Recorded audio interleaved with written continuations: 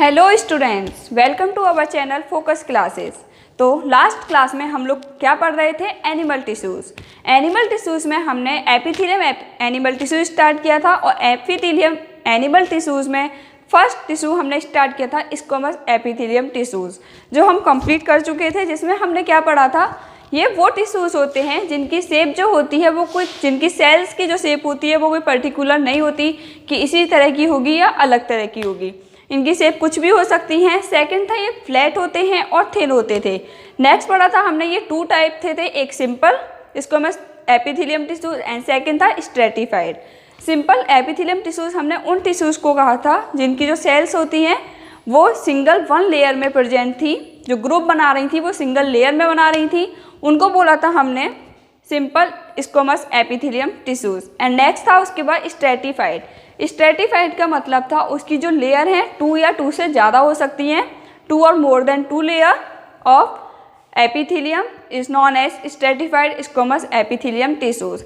इसी तरह से अब इसके बाद जो हम नेक्स्ट पढ़ने वाले हैं वो है आपका क्यूबॉइडल एपिथेलियम टिश्यूज। ओके, तो आइए आज हम स्टार्ट करते हैं क्यूबॉइडल एपिथेलियम टिश्यूज। तो क्यूबॉइडल एपिथेलियम टिश्यूज है क्या? नॉर्मली हम पढ़ने से पहले थोड़ा सा एक्सप्लेन करते हैं। क्यूबॉइडल का मतलब इसके नाम से ही आपको समझ में आ रहा है, क्यूब। Cuboidal means cube. इसकी जो शेप होगी वो क्यूब टाइप की होगी। तो ये स्ट्रक्चर में कैसे होंगे, दिखने में कैसे होंगे, क्यूब शेप के होंगे। इसकी जो सेल्स हैं वो कैसी होंगी, क्यूब लाइक होंगी। तो ये कैसे होते हैं, क्यूब शेप के होते हैं, इसी से इसका नाम पड़ा क्यूबॉइडल एपिथेलियम। अब बाकी का आप जितने टिश्यूज पढ़ेंगे इसमें वो इनके नाम से ही आप समझ जाएंगे कि इनमें क्या होगा। ओके, तो आइए स्टार्ट करते हैं।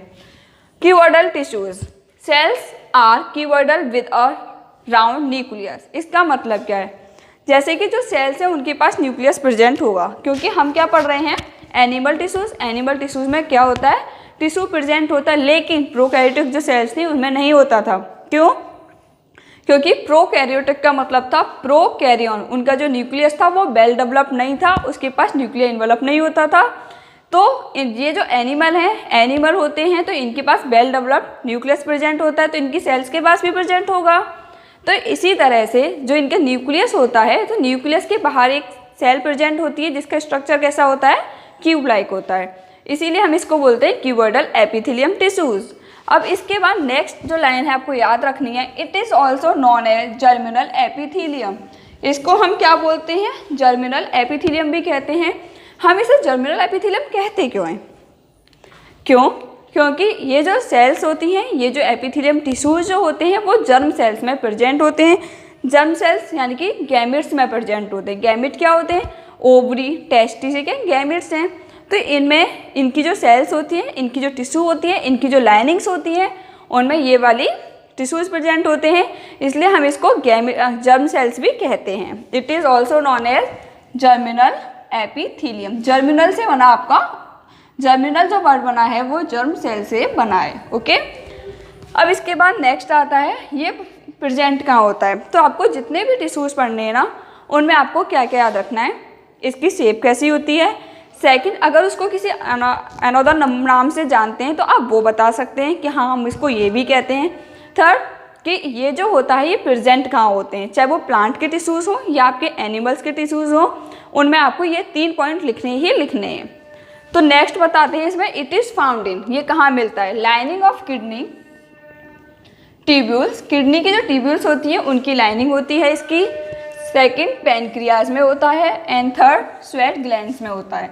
तो ये कहाँ कहाँ प्रेजेंट है आपके लिए? किडनी में, पैनक्रिया में, और third kidney, pancreas, and third है आपका स्वेट ग्लैंड। स्वेट ग्लैंड यानी कि जो जहाँ से हमें पसीना आता है, जैसे हमारी स्किन के ऊपर पोर्स प्रेजेंट होते हैं, तो वहाँ पर भी हमारी ये वाली सेल्स प्रेजेंट होती हैं, मतलब क्यूबॉइडल सेल्स या क्यूबॉइडल एपिथेलियम टिश्यूज प्रेजेंट होते हैं।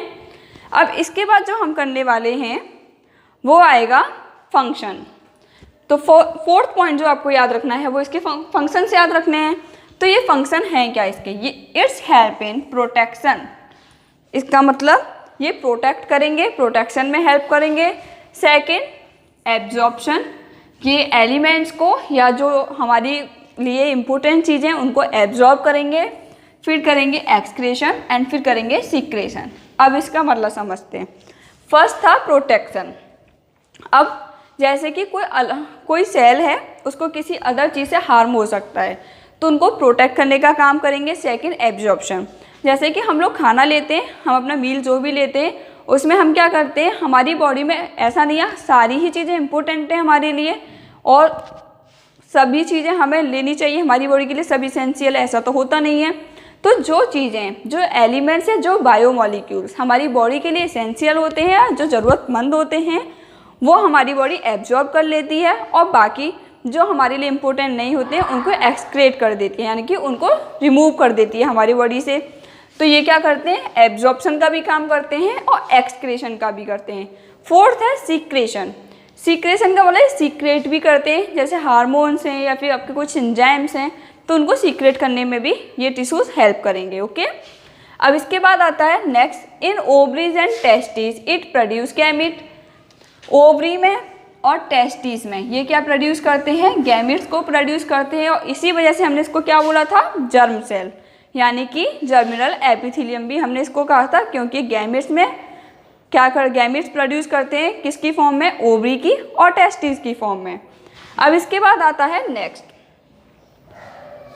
इट प्रोवाइड, ये क्या प्रोवाइड करते हैं, mechanical support to duct of salivary gland and pancreatic duct. ये जो होते हैं मैकेनिकल सपोर्ट देते हैं सलाइवरी ग्लैंड्स को और किसको, पैनक्रिएटिक जो डक्ट होती हैं, ग्लैंड्स होती हैं, उनको ये सपोर्ट प्रोवाइड करते हैं। अब इसके बाद आता है आपका नेक्स्ट, कॉलमनर एपिथेलियम। जैसे कि हमने क्यूबॉइडल, पहले इसका स्ट्रक्चर देखते हैं। इसमें क्या बताया था, एक न्यूक्लियस होगा, न्यूक्लियस के बाहर में जो स्ट्रक्चर फॉर्म हो रहा होगा, जो लेयर बन रही है, जैसे कि इसमें कैसी बन रही है, क्यूब फॉर्म की बन रही है। ओके, क्यूब फॉर्म में एक सेल दूसरी सेल से अटैच होती जाएगी और ये क्या बनाएगी, क्यूबॉइडल एपिथेलियम टिश्यू बनाएगी। जैसे हम पहले जानते हैं सेल की जो मेम्ब्रेन है, हमने सेल मेम्ब्रेन, फिर न्यूक्लियस और इसमें क्या प्रेजेंट होगा, साइटोप्लाज्म प्रेजेंट होगा। इसकी इसी तरह से जैसे हमने स्क्वैमस एपिथेलियम में पढ़ा था, एक सिंपल और फिर स्ट्रेटिफाइड। तो इस सिंपल में क्या था, एक सिंगल लेयर प्रेजेंट थी और स्ट्रेटिफाइड जो टिश्यूज होंगे उनमें क्या होगा, एक से ज़्यादा लेयर प्रेजेंट होंगी सेल्स की, उनको हम बोलेंगे स्ट्रेटिफाइड सेल्स या टिश्यूज। तो इसी तरह से जब क्यूबॉइडल टिश्यूज में और कोई लेयर प्रेजेंट होगी तो वो कैसी हो जाएगी, मतलब दो या दो से ज़्यादा लेयर प्रेजेंट होंगी तो क्या होगा, स्ट्रेटिफाइड क्यूबॉइडल टिश्यूज। अब नेक्स्ट है कॉलमनर एपिथेलियम। अब इसके भी आप नाम से समझ जाएंगे, इसका जो स्ट्रक्चर होगा कॉलमनर टाइप का होगा, इस तरह से,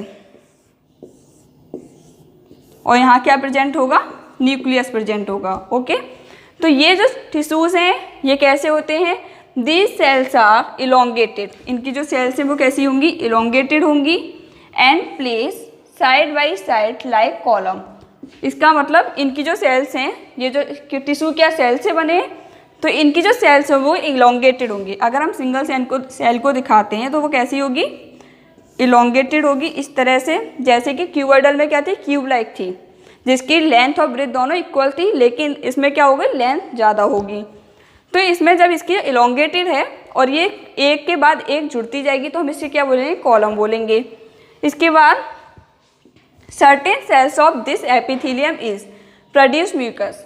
ये जो टिश्यूज होते हैं, ये जो एपिथेलियम जो हैं, इनकी कुछ सेल क्या करती है, म्यूकस को सीक्रेट करती हैं, प्रोड्यूस करती हैं, और उन जो सेल म्यूकस प्रोड्यूस करती हैं उनको हम बोलते हैं गॉबलेट सेल।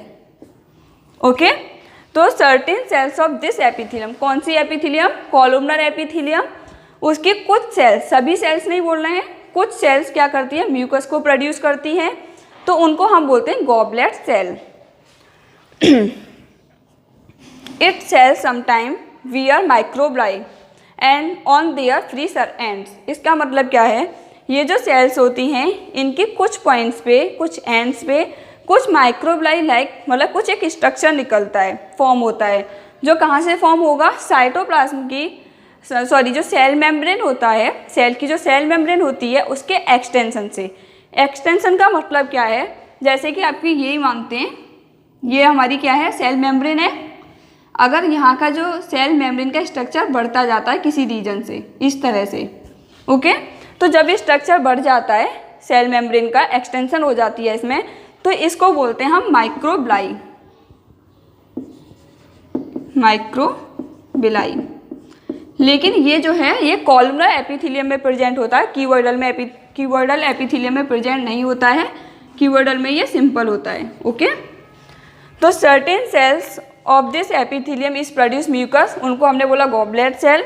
नेक्स्ट था cell sometimes bear microvilli on the free ends, इनके जो फ्री एंड्स होते हैं, फ्री एंड्स का मतलब क्या है, एक तो ये लेयर इसकी जो है बेस लेयर बन रही है, बेसमेंट सेल्स बन रही हैं, एक इसकी साइड में होगी, तो ये क्या अटैच है, यहाँ पे तो आपके कोई भी स्ट्रक्चर फॉर्म नहीं हो सकता, यहाँ पे किसी भी तरह से सेल मेम्ब्रेन का एक्सटेंशन नहीं हो सकता। तो यहाँ पे फ्री सरफेस क्या है, सिर्फ ये वाला है। तो जो ऊपर वाला सरफेस है वो क्या है, फ्री सरफेस हुआ। तो एक्सटेंशन जो होगा सेल्स का या सेल मेम्ब्रेन का वो अपर सरफेस पे हुआ, तो माइक्रोबिलाई जो होंगी वो अपर सरफेस पर प्रेजेंट होंगी। Okay, bear microvilli on the free ends. Next है माइक्रोबिलाई या small finger like projection. Microvilli क्या होती है, छोटे छोटे से फिंगर लाइक प्रोजेक्शंस बनते हैं। फॉर्म बाई, कहाँ कैसे बनते हैं, infolding of plasma membrane, plasma membrane की इनफोल्डिंग होनी, अंदर से फोल्ड होने लगेगी और वहाँ से एक्सटेंशन होगा और उसी को हम बोलेंगे microvilli. Next it is present in, अब इनके बाद लोकेशन आती है इनकी कि ये कहाँ प्रेजेंट होते हैं। It is present in lining of stomach, stomach में प्रेजेंट होगी। सेकंड स्मॉल इंटेस्टाइन में प्रेजेंट होगी। एंड थर्ड कॉलोन में प्रेजेंट होगी। कॉलोन क्या है, इंटेस्टाइन का, लार्ज इंटेस्टाइन का पार्ट होता है। एंड ओविडक्ट में प्रेजेंट होंगी। तो कहाँ कहाँ है इसकी वो है प्रेजेंस, स्टोमक, स्मॉल इंटेस्टाइन, फिर है कॉलोन एंड नेक्स्ट है ओविडक्ट। इसके बाद इसके फंक्शंस आते हैं। मेन फंक्शन क्या है इसका, एब्जॉर्प्शन है, जबकि जो क्यूबॉइडल एपिथेलियम होती हैं उनका क्या होता है, absorption, protection, secretion and excretion.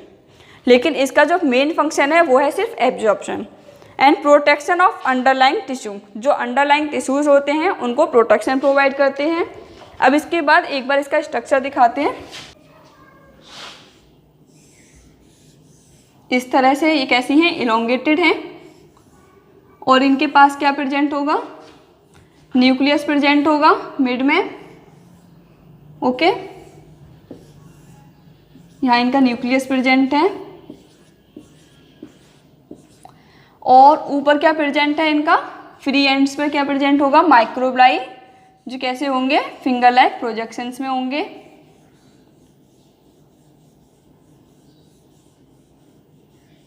इस तरह से।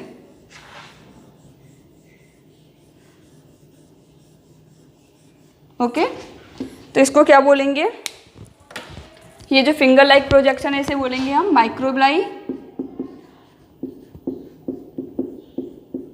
और ये आपका न्यूक्लियस और ये है इसका बेसमेंट, बेसमेंट सेल्स। ओके, तो ये जो फिंगर लाइक प्रोजेक्शन है इसको हम बोलते हैं माइक्रोबिलाई। और ये जो सेल्स होती हैं, जो माइक्रोबिलाई होती हैं, इनका जैसे हमारी जो फिंगर से ये क्या काम करती है, किसी को होल्ड करने का काम करेंगी एक तरह से। जब हम कोई भी चीज़ लेते हैं तो हम फिंगर्स के थ्रू ही पकड़ते हैं। तो इसी तरह से जो इनकी माइक्रोबिलाई होती है, इनका सरफेस, जो प्लाज्मा मेम्ब्रेन का सरफेस बढ़ेगा, एक्सटेंशन होगा, तो हमें माइक्रोबिलाई बनेंगी। और ये जो माइक्रोबिलाई होती हैं, जैसे कि इनके स्ट्रक्चर इस तरह से है, तो इसी की वजह से ये किसी भी चीज़ को एब्जॉर्ब करने में हेल्पफुल इनके लिए होती है। मतलब कि ये इनको एब्जॉर्ब करने के लिए हेल्प करती हैं। यहाँ पे कोई भी चीज़ आएगी इनके पास, तो इनकी जो ये अंदर इनफोल्डिंग हो रही है, इसी के थ्रू ये किसी भी चीज़ को होल्ड कर पाएंगी। तो ये क्या करेंगी, एब्जॉर्प्शन में हेल्प करती हैं। ओके, अब इसके बाद जो आप नेक्स्ट पढ़ेंगे वो होगा सीलिएटेड एपिथेलियम एंड फिर आएगा आपका ग्लैंडुलर एपिथेलियम। आज के लिए इतना ही काफ़ी है। So thank you so much for watching my video and please like, share and subscribe. Thank you.